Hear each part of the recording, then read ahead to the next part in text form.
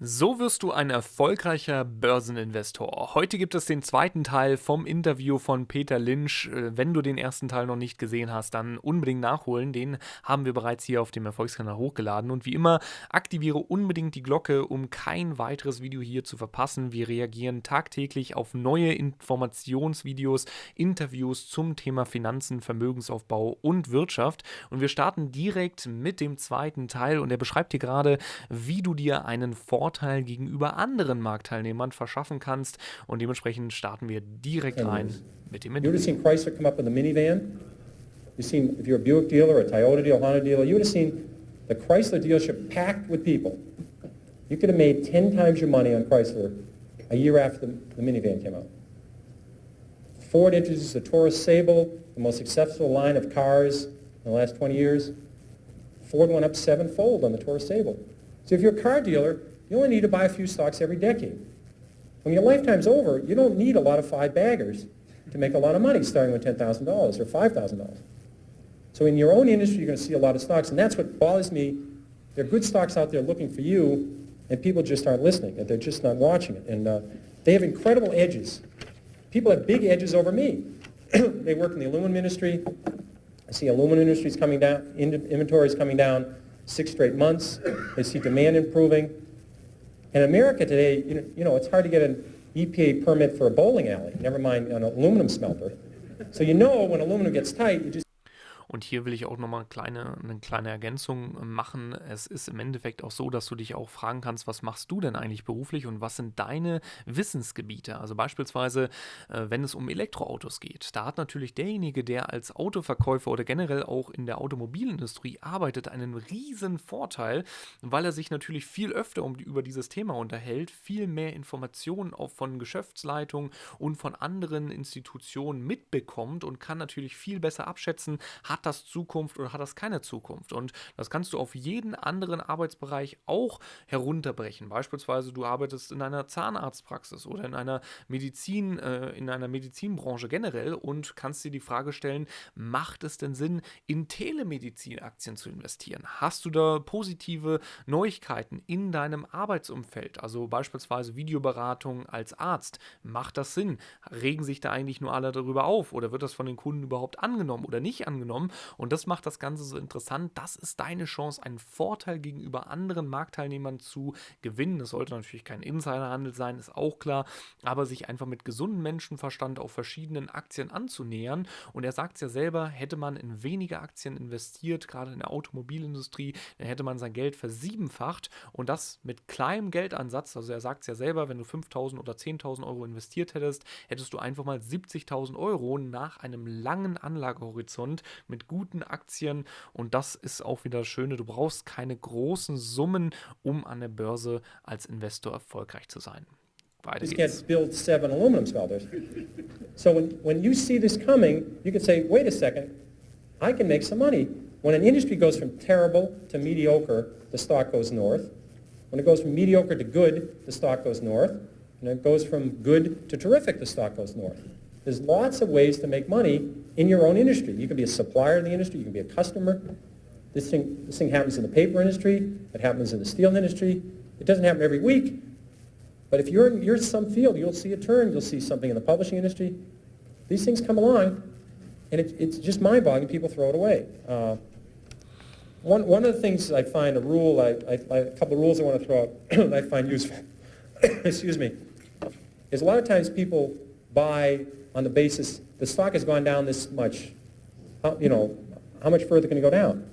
I remember when Polaroid went from 130 to 100, people said, here's this great company, great record. If it ever gets below 100, just buy every share, and it did get below 100. A lot of people bought on that basis saying, look, it's gone from 135 to 100. It's now 95, what a buy. Within a year, it was 18. And this is a company with no debt. I mean, this is a company, it was just so overpriced, it went down. I did the same thing in my, I think my first or second year of Fidelity. Kaiser Industries had gone from $26 a share to 16. I said, how much lower can it go? It's 16. So I think we bought one of the biggest blocks ever on the American Stock Exchange of Kaiser Industries at 14. I said, it's gone from 26 to 16. How much lower can it go? Well, at 10, I called my mother and said, Mom, you got to Look at this Kaiser Industries. I mean, how much lower can it go? It's gone from 26 to 10. Well, it went to 6, it went to 5, it went to 4, it went to 3. And now I am fortunate this happened rapidly, or I would probably be still caddying. Auch hier gibt es nochmal einen deckungsgleichen Punkt, wie Warren Buffett auch in unserem letzten Interview, was wir uns gemeinsam angesehen haben, schon angesprochen hat. Wenn ein Aktienkurs mal fällt von 16 auf 10, dann musst du dich immer wieder fragen, ist das Ganze fundamental begründbar oder ist das aufgrund eines psychologischen Schocks, der gerade stattfindet? Und das ist im Endeffekt das Entscheidende. Nur weil eine Aktie jetzt von 16 auf 10 fällt, würde ich jetzt nicht gleich nachkaufen, nur weil sie günstig ist, sondern du musst dich immer wieder auf die fundamentalen Fakten stürzen. Und auch nochmal eine Ergänzung, wie er es mit dieser Automobilindustrie gesagt hat.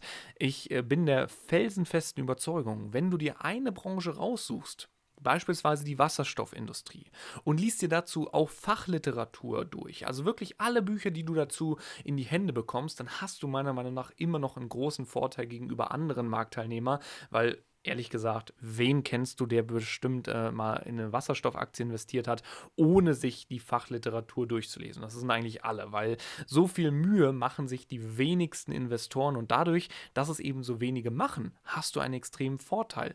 Ist denn Wasserstoff wirklich die Zukunft? Was sind die Vor- und Nachteile? Und erst dann, wenn du alle Fachliteratur, die dazu durchgelesen hast, dann kannst du auch eine Entscheidung treffen. Das andere wäre wirklich wieder Lotterie oder Glücksspiel, wenn du dich eben nicht mit der Aktie auskennst oder sie vielleicht sogar nicht verstehst. Und deswegen, nur weil eine Aktie jetzt günstig ist oder eben gefallen ist, dann heißt das nicht, dass es jetzt gut ist, dass du günstig kaufen kannst, sondern du musst immer wieder auch schauen, ist das wirklich jetzt deswegen so, weil es keine Aufträge mehr gibt, weil beispielsweise der Gewinn einbricht und da sollte man natürlich sehr vorsichtig sein, wie er es hier auch beschreibt. Dann ist die Aktie auf einmal noch weiter gefallen und vielleicht sogar in die Insolvenz gegangen. Und das ist genau auch das schöne Beispiel wie Wirecard. Die sind ja zeitweise dann bei 46, 50 US-Dollar gewesen pro Aktie und da haben sich auch viele gesagt, jetzt kaufe ich richtig nach, haben sich überhaupt keine Gedanken gemacht, was da überhaupt im Hintergrund stattfinden könnte. Ja, das war durchaus fundamental hier begründet, weil einfach diese 2 Milliarden waren es ja, glaube ich,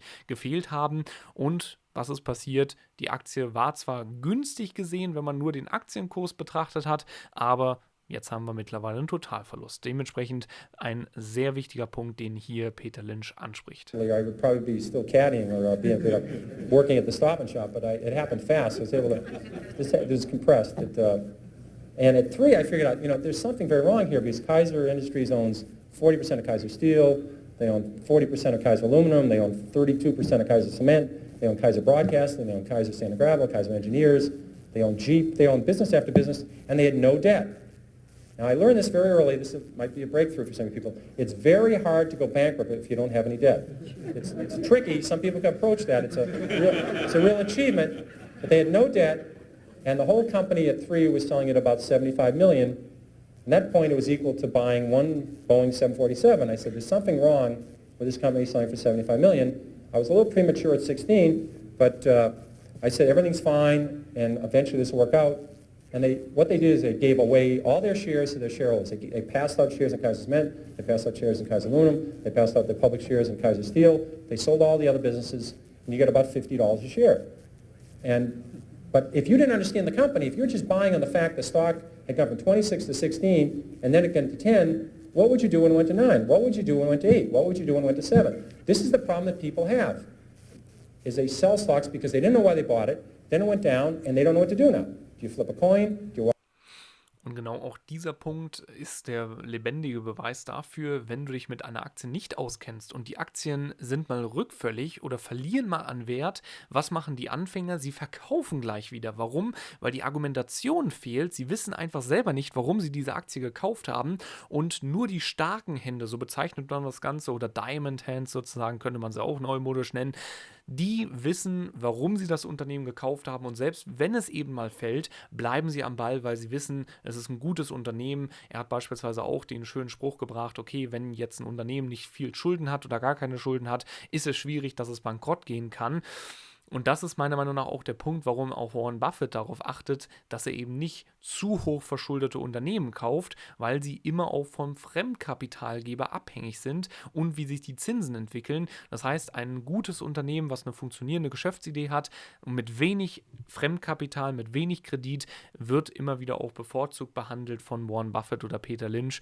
Und dementsprechend, du solltest dich genau darauf konzentrieren, warum kaufst du ein Unternehmen, warum kaufst du eine Aktie, und erst dann, wenn du mindestens, sage ich mal, 5 Argumente dafür hast, dann bleibst du auch am Ball, selbst wenn es mal nicht so gut läuft. Ja, und die Verlierer, die verkaufen dann eben mit Verlusten, und die Gewinner, die halten solche Durchstrecken auch mal durch, wenn sie eben nicht fundamental begründbar sind. Das solltest du dir logischerweise immer die Frage stellen, okay, ist da vielleicht wirklich was dran an den Gerüchten, oder ist das Ganze einfach nur eine gesunde Korrektur?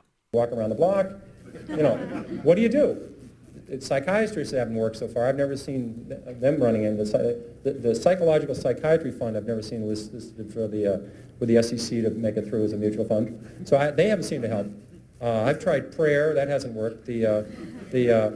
So if you don't understand the company, you have this problem when they go down. Eventually, they always come back. This one doesn't work either. People think RCA just about got back to its 1929 high when General Electric took it over. A lot of double nits never came back. Remember those beauties? Floppy disks, Western Union. The list goes on and on. People saying it'll come back. Well, it doesn't have to come back. Here's another one you hear all the time. It's $3. How much can I lose? I have had people call me up saying, I'm thinking of buying the stock at $3. How much can I lose?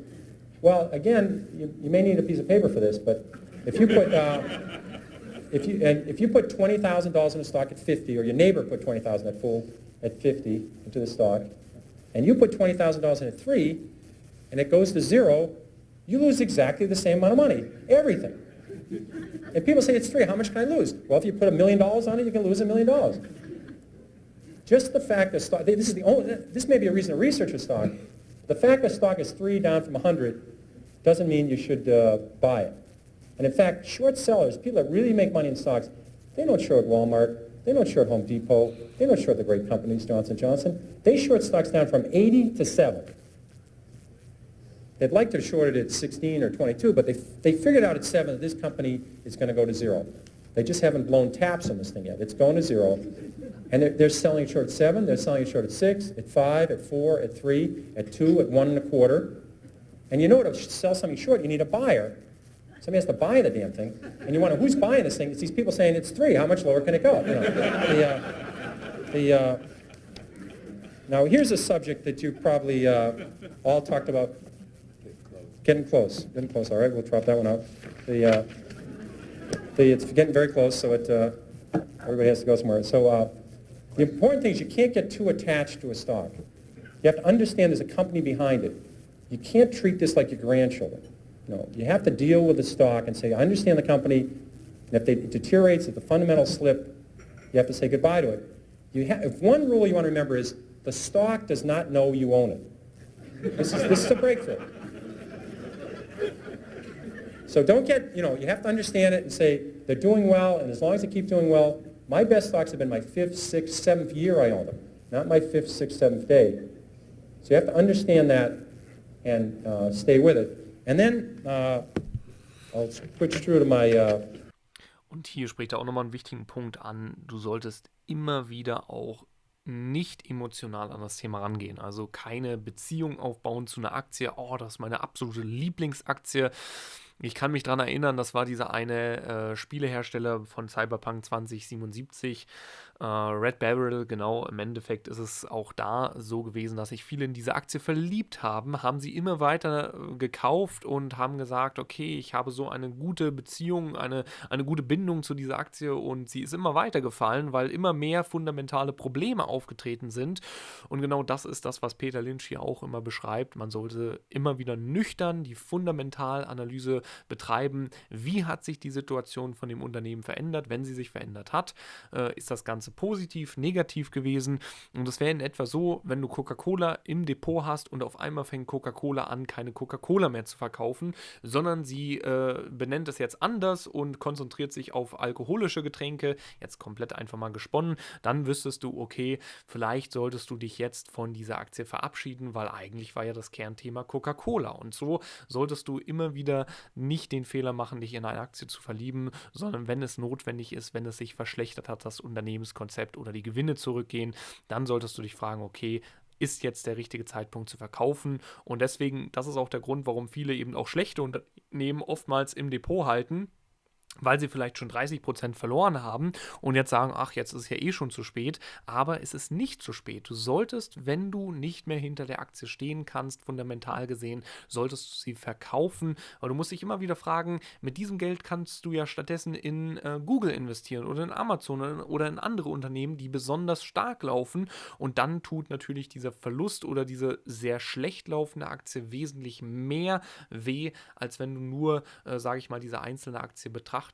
Es gibt ja so viele andere Möglichkeiten und das nennt man auch Opportunitätskosten. Wenn du diese 5.000 Euro in so eine schlecht laufende Aktie, in eine gute Aktie stecken kannst, dann würde ich das Ganze immer bevorziehen.